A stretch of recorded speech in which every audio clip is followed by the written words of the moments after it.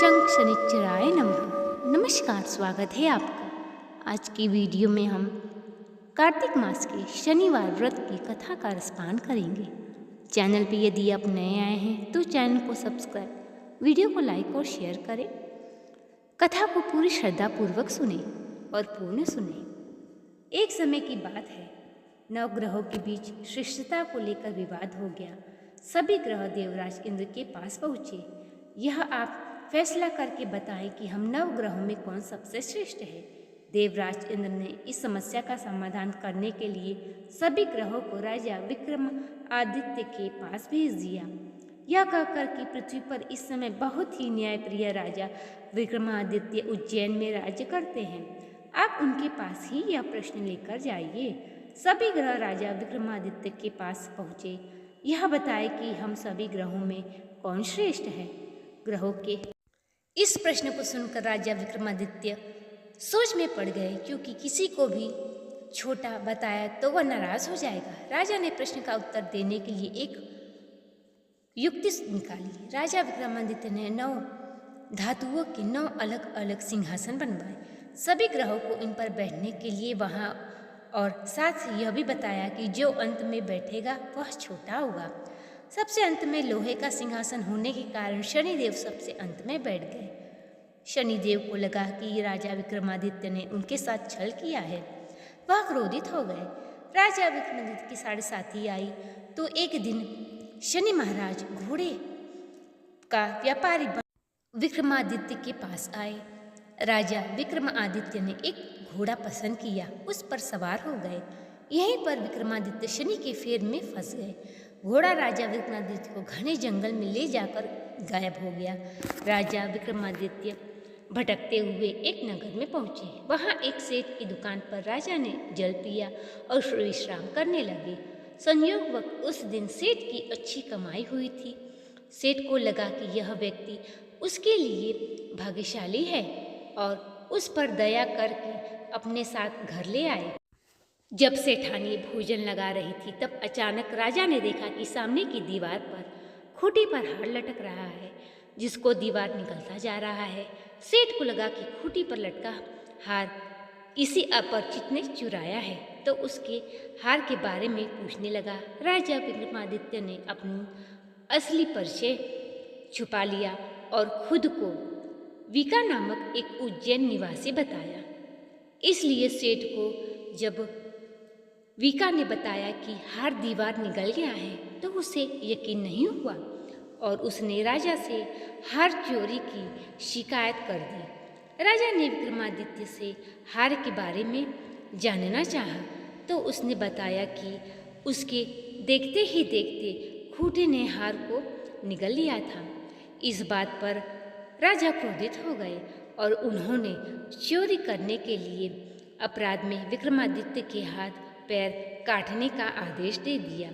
राजा विक्रमादित्य के हाथ पैर काटकर उनको नगर की सड़क पर छोड़ दिया। कुछ ही दिन के बाद एक तेली उसे उठाकर अपने घर ले आया। उसे अपने कोल्हू पर बैठा दिया। राजा आवाज़ देकर बैलों को हाँकता रहा। इस तरह से तेली का बैल भी चलता रहा और राजा को भी भोजन मिलता रहा। शनि के प्रकोप की 7.5 पूरी होने पर वर्षा ऋतु के प्रारंभ हुई। शनिदेव की आरती, क्रीट मुकुट और सहज दीपक की तिलारी राजा विक्रमादित्य के एक रात मेघ मल्हार कि तभी नगर के राजा की लड़की राजकुमार मोहिनी रथ पर सवार उस तेली के घर के पास से गुजर रही थी। उसने मेष मल्हार राग सुना तो मोहित हो गई। राजकुमारी ने दासी को भेजकर गाने वाले को बुलाने के लिए कहा। दासी लौटकर राजकुमारी को अपंग राजा के बारे में सब कुछ बता दिया।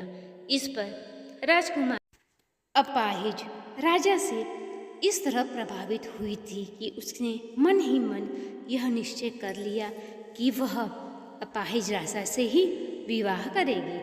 राजकुमारी ने अपने माता पिता से जब यह बात बताई तो वे सभी यह बात जानकर हैरान रह गए। रानी ने मोहिनी को समझाया कि बेटी, तुम्हारे भाग्य में तो किसी राजा की रानी होना ही लिखा है। ऐसे में तुम उस अपाहिज से विवाह करके अपने पांव पर कुल्हाड़ी क्यों मार रही हो? राजकुमारी ने तो मन में ठान चुकी थी कि अपनी जिद नहीं छोड़ेगी। अपनी जिद पूरी करने के लिए उसने भोजन करना भी छोड़ दिया और प्राण त्याग देने का निश्चय कर लिया। आखिर राजा रानी को विश्वश होकर अपंग विक्रमादित्य से राजकुमारी का विवाह करवाना पड़ा। विवाह के बाद राजा विक्रमादित्य और राजकुमारी तेली के घर में रहने लगे। उसी रात स्वप्न में शनिदेव ने राजा से कहा कि राजा, तुमने मेरा प्रकोप देख लिया। मैंने तुम्हें अपने अपमान का दंड दिया है। राजा ने शनिदेव से क्षमा करने को कहा और प्रार्थना की कि हे शनिदेव, आपने जितना दुख मुझे दिया है अन्य किसी को भी ना दे। शनिदेव ने कुछ सोचकर कहा कि राजा, मैं तुम्हारी प्रार्थना स्वीकार करता हूँ।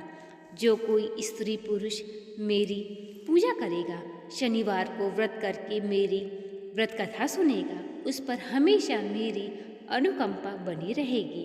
प्रातःकाल राजा विक्रमादित्य की नींद खुली तो उसे अपने हाथ पांव देखकर राजा को बहुत ही खुशी हुई। उसने मन ही मन शनिदेव को प्रणाम किया और राजकुमारी भी राजा के हाथ पैर सही सलामत देखकर आश्चर्य में डूब गई। तब राजा विक्रमादित्य ने अपना परिचय देते हुए शनिदेव के प्रकोप की सारी कहानी सुनाई। सेठ को जब इस बात पर विश्वास हुआ तो सेठ राजा के चरणों में गिरकर क्षमा मांगने लगे। राजा ने उसे क्षमा कर दिया क्योंकि यह सब तो शनिदेव के प्रकोप के कारण हुआ था। सेठ राजा को अपने घर ले गया और उसे भोजन कराया। भोजन करते समय वहाँ एक आश्चर्यजनक घटना घटी। सब देखते देखते उस खूंटी ने हार उगल दिया। सेठ जी ने अपनी बेटी का विवाह भी राजा के साथ करा दिया और बहुत से स्वर्ण आभूषण, धन आदि देकर राजा को विदा कर दिया।